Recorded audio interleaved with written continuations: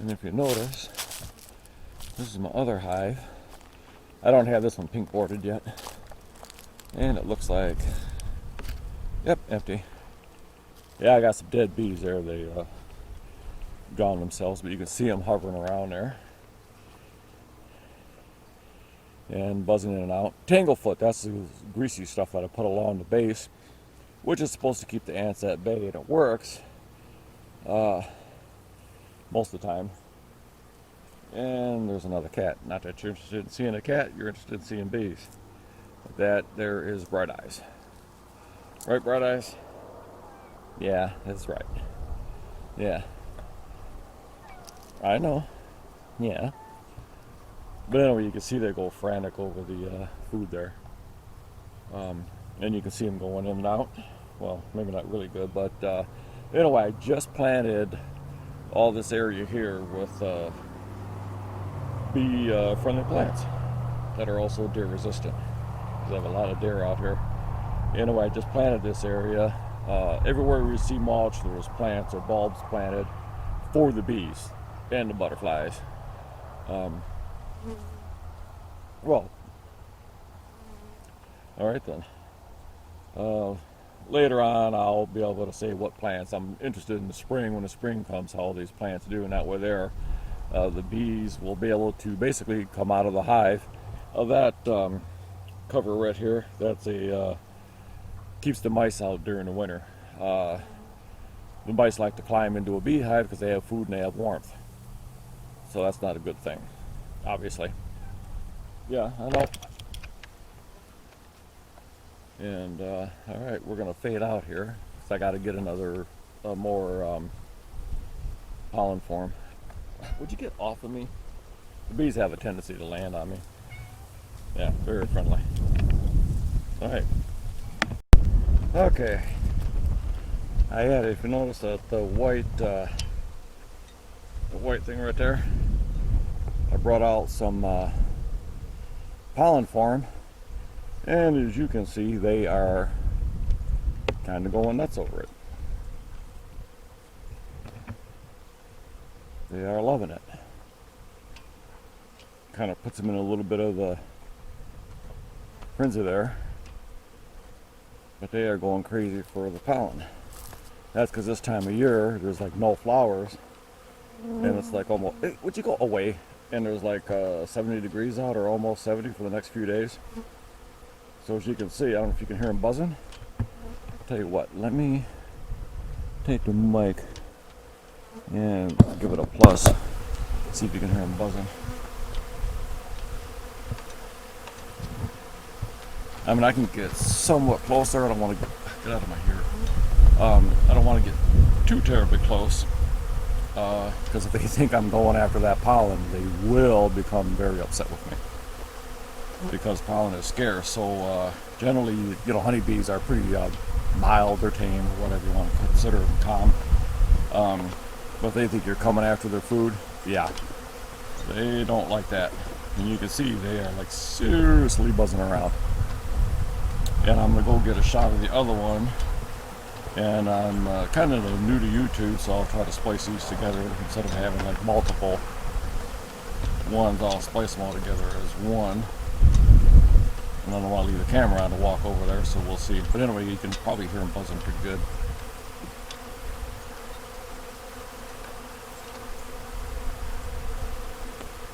Go away. Go on, get off.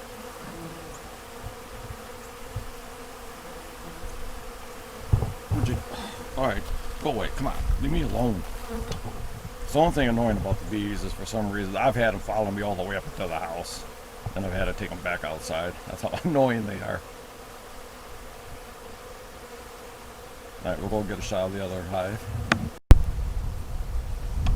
Alright, this is the other hive.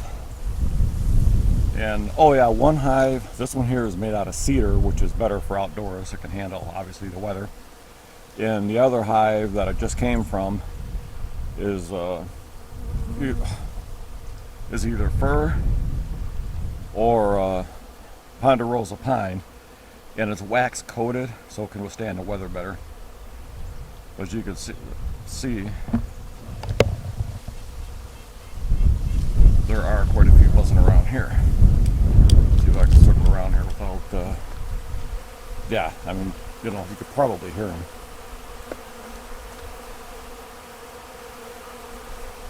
So they're buzzing around pretty good.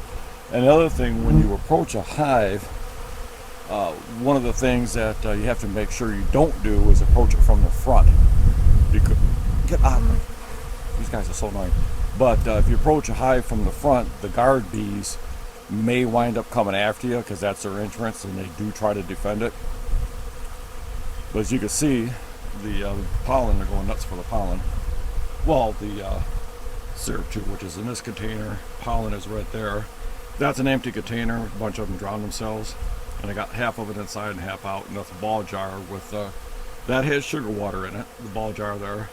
That container right there has a manufactured syrup. It has 2 different kinds of sugar in it for the bees. Because I try to give them everything healthy, no artificial ingredients. All the plants that I plant, I use all natural.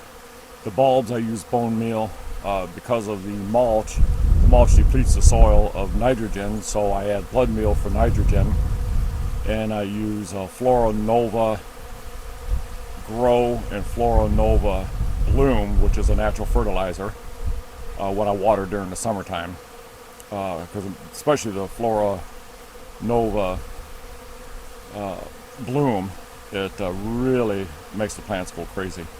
It's available on Amazon. Not advertising their product because I'm not getting paid, but I'm just saying that happens to be what I use.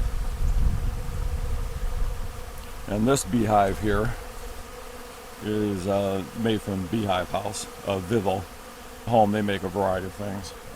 It just so happened this was the only cedar one I could find, so that's what I purchased. And it comes as you see it there, other than the bottom board, which is right here with the screen. That's so mites and beetles will fall through onto the ground and not infest the nest. So it's kind of a natural way to take care of those problems. But the mites, you still sometimes need to treat for that. But the screen will show you how many mites you have on it. I would pull the screen out. You can see it sticking out a little bit. But they're in kind of a feeding. Of course, they are occupied, so there's less chance of them trying to get me. And, you know, there's an ant there. Let me get rid of him. There we go. I got to put some more tanglefoot on there.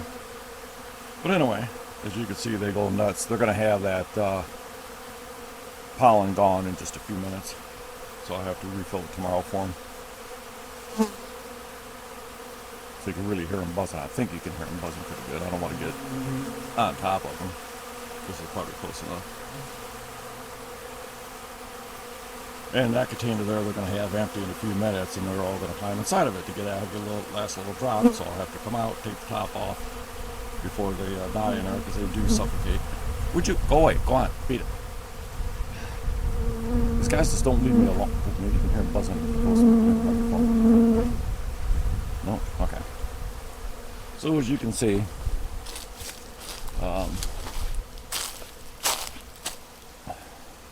and there comes Bright Eyes. Gotta follow me everywhere. Hi, Bright Eyes. What you doing? And you can see there's a few of them going in and out. So I'm hoping that both these hives make it through the winter. They're not really strong. Come winter time, you want to have, from what I can remember, readings. I did a lot of reading, a lot of research. Beehives can be anywhere from 30 to 80,000, or 60,000 bees, even 80,000.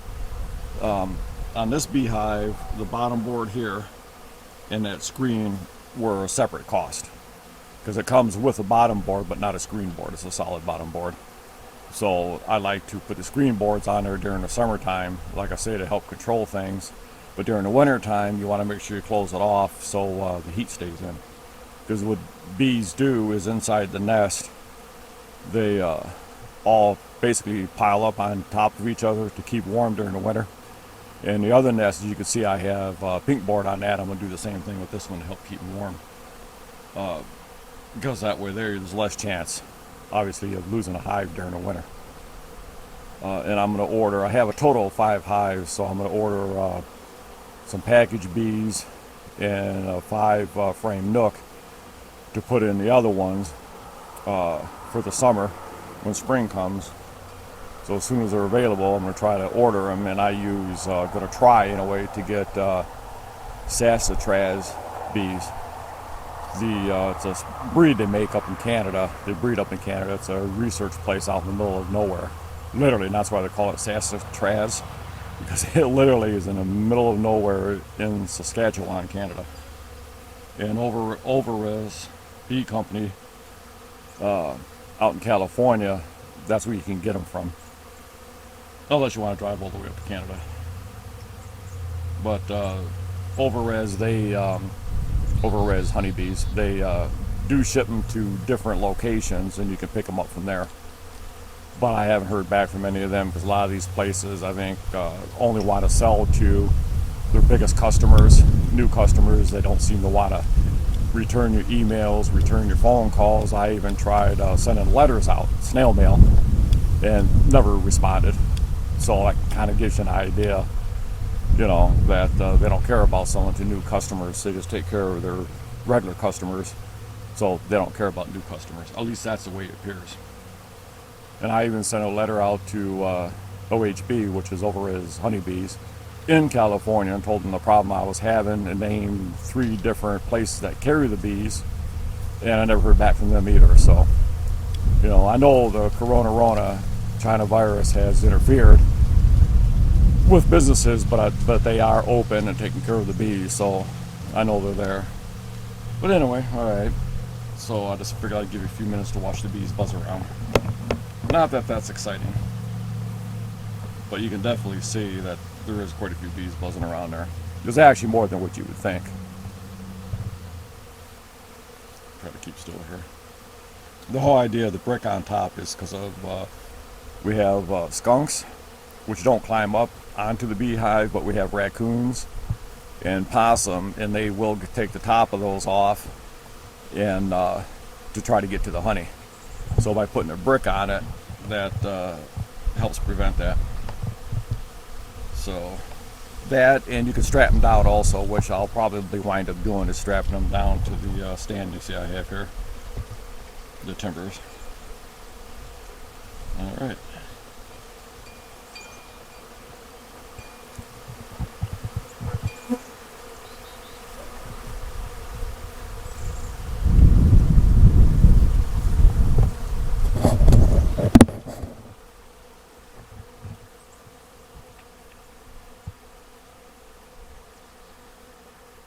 Oh, this is a 10 frame nook. 10 frame hive. And the original one I was looking at up there, that's an 8 frame. Just means it has more frames in it. The bottom bigger box there is for the brood. That's where the queen lays all her eggs. And there's a divider, a queen excluder, excuse me, that you put in between. That's what that little bit of white, if you see it there, that's what that is. And it keeps the it keeps the queen from laying eggs up in your super, which is the top one.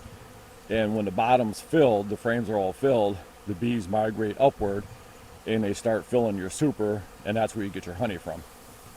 And roughly 30 to 50 pounds, something like that, each super can weigh. And when the hive reaches a certain point, you have to add another brood box, because if you don't, then they'll swarm because they're out of room.